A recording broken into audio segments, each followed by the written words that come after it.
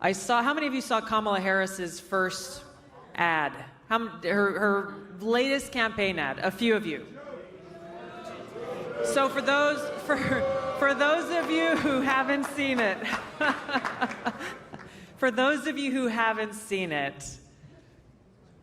the two words that she is using in that ad and that you will continue to hear for the next 3 months is freedom and our future. Coconut tree.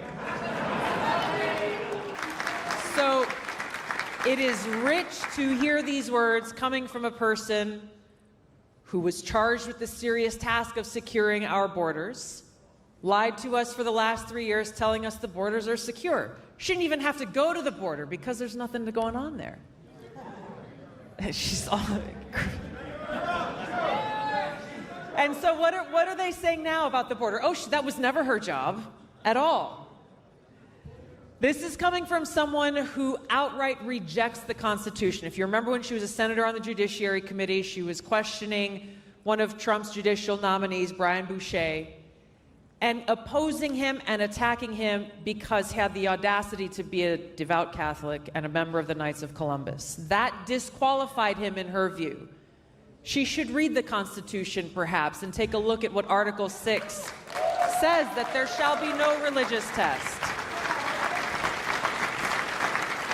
As she touts freedom, she does not believe in free speech, and she stood right alongside Joe Biden in calling for standing up our modern-day ministry of truth to tell us what we are allowed to see, what we are allowed to say, and what information we must be protected from because a woman who does the Mary Poppins dance says it is so. This is coming from a person who talks about freedom and our futures, is also a person who not only doesn't believe in our Second Amendment rights, has said over and over and over again how committed she is to taking away our guns.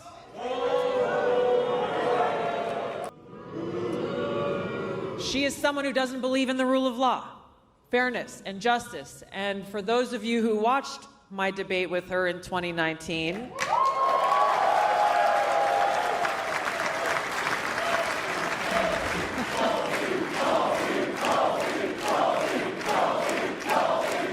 so you've seen it. Got it.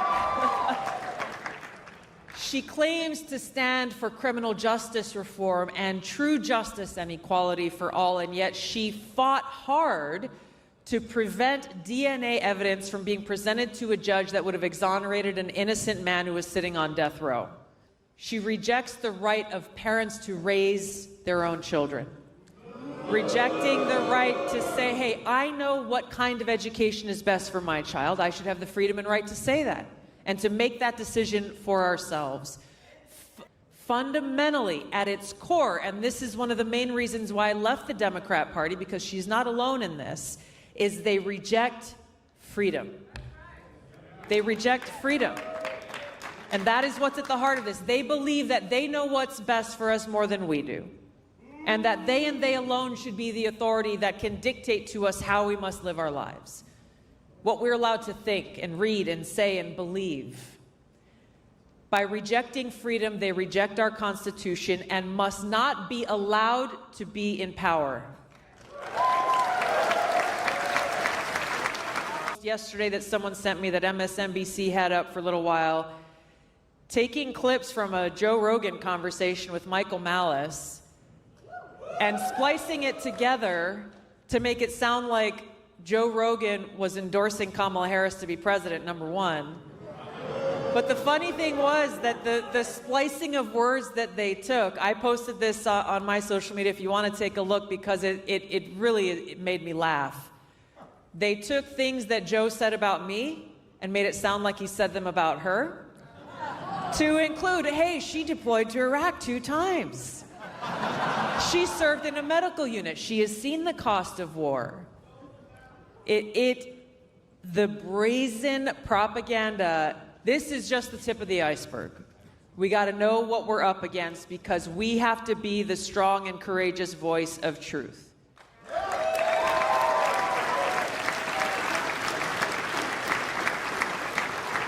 We're up against the big propaganda media. We're up against big tech. We've seen how the algorithms are already working hard to both try to erase the fact that there was an assassination attempt on Donald Trump's life.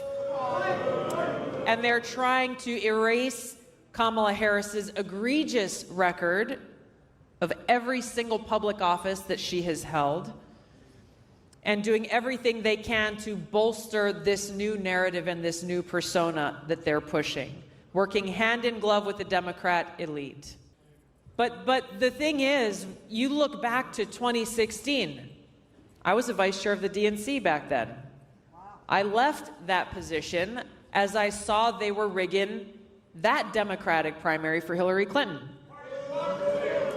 Fast forward to 2020, Democratic primary. I was in that Democratic primary and experienced firsthand about how they worked hand in glove with the big mainstream media to pick and choose which candidates they wanted you as voters to be exposed to, what they wanted you to know. And for the rest of us, they did their very best to smear and destroy, undermine credibility, black out, and completely cancel so that people would say, oh, you're running for president, I've never heard of you. The examples are great about how serious the powers are who are launching all that they possibly can against us and against our freedom. There are many people throughout our nation's history who have sacrificed everything in defense of our freedom, in defense of our liberty. When people call you names, or even when people close to you challenge you or criticize you, or maybe they stop talking to you altogether simply because you are living up to your responsibility, our responsibility as Americans to be defenders of freedom and liberty. Stand strong. It's going to take hard work, a lot of door knocking, phone calls, social media, going out and doing the good work of rising above the noise and the name calling and standing strong and proud with aloha for freedom and liberty now and forever. Thank you all so much. It's so great to see you. Keep up the great work. Thank you.